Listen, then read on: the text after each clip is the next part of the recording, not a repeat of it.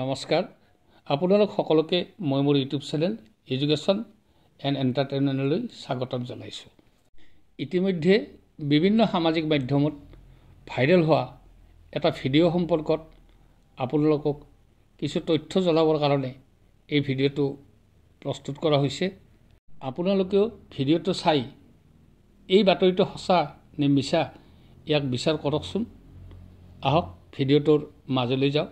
ভিডিঅ'টো ভাল লাগিলে এটা লাইক কৰিব আৰু মোৰ এই চেনেলটো ছাবস্ক্ৰাইব কৰি থ'ব। কেন্দ্ৰীয় চৰকাৰৰ কৰ্মচাৰীৰ অৱসৰৰ বয়স 2 বছৰলৈ বৃদ্ধি পাব বুলি এখন অনলাইন বাতৰি কাকতে ইতিমধ্যে এটা বাতৰি প্ৰকাশ কৰিছে, যিটো বাতৰি ইতিমধ্যে ভাইৰেল হৈ পৰিছে।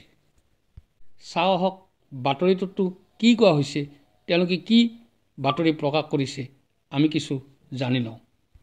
এখন অনলাইন বাতৰি কাকতে প্ৰকাশ কৰা মতে চৰকাৰী কৰ্মচাৰীৰ বয়স 2 বছৰ কাললৈ বৃদ্ধি পাব। ইয়াত তেওঁলোকে লিখিছে যে retirement age increase 2024. The government of India has taken a big decision to increase the retirement age of central employees. It has been decided to increase the retirement age by 2 years. The decision will benefit lakhs of government employees and they will now be able to work till the age of 62.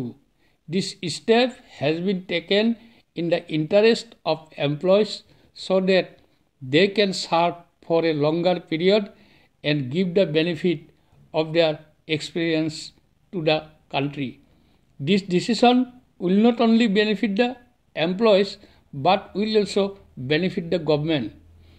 Getting the service of experienced employees for a longer period will improve administration and the cost of training new employees will also be reduced. Also, the expenditure on pension will also be reduced because employees will start taking pension after 2 years. অৰ্থাৎ বাতৰিটোৰ মতে কেন্দ্ৰীয় চৰকাৰৰ কৰ্মচাৰীসকলৰ অৱসৰৰ বয়স 2 বছৰলৈ বৃদ্ধি কৰা হৈছে, যাৰ ফলত লক্ষাধিক কৰ্মচাৰী লাভৱান হ'ব। কৰ্মচাৰীসকলৰ স্বাৰ্থৰ বাবে এই ব্যৱস্থা গ্ৰহণ কৰা হৈছে যদিও ইয়াৰ দ্বাৰা অকল কৰ্মচাৰীসকলে নহয় চৰকাৰো লাভৱান হ'ব বুলি বাতৰিটোত উল্লেখ কৰিছে।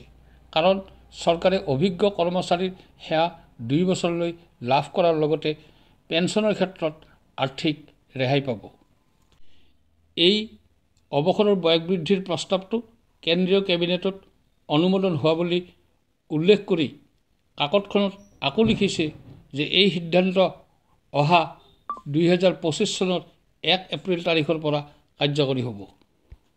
মানুহৰ গড় আয়ু বৃদ্ধি, অভিজ্ঞ কৰ্মচাৰীৰ প্ৰয়োজনীয়তা, পেঞ্চনৰ বজা হ্ৰাস, এডমিনিষ্ট্ৰেটিভ ৰিফৰ্ম, কামৰ মানদণ্ড উন্নত কৰাৰ অৰ্থে এই সিদ্ধান্ত চৰকাৰে গ্ৰহণ কৰা বুলি বাতৰিটোত প্ৰকাশ।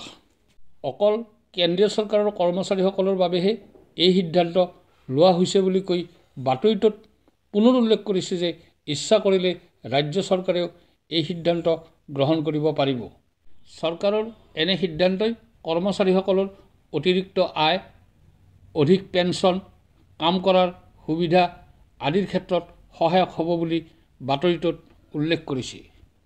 আনহাতে এইখন অনলাইন কাকতৰ উপৰিও আন এখন হিন্দী কাকতে এই একে কথাটোকে প্ৰায় উল্লেখ কৰি তেওঁলোকে অৱশ্যে কৈছে যে এনে অৱসৰৰ বয়স বৃদ্ধি সম্পৰ্কীয় ফাইলটো বিত্ত বিভাগে অনুমোদন জনাই প্ৰধানমন্ত্ৰীৰ কাৰ্যালয়ত জমা দিছে, কিন্তু বৰ্তমানলৈ ইয়াক অনুমোদন জনোৱা হোৱা নাই যদিও অতি সোনকালে ইয়াক অনুমোদন জনাব।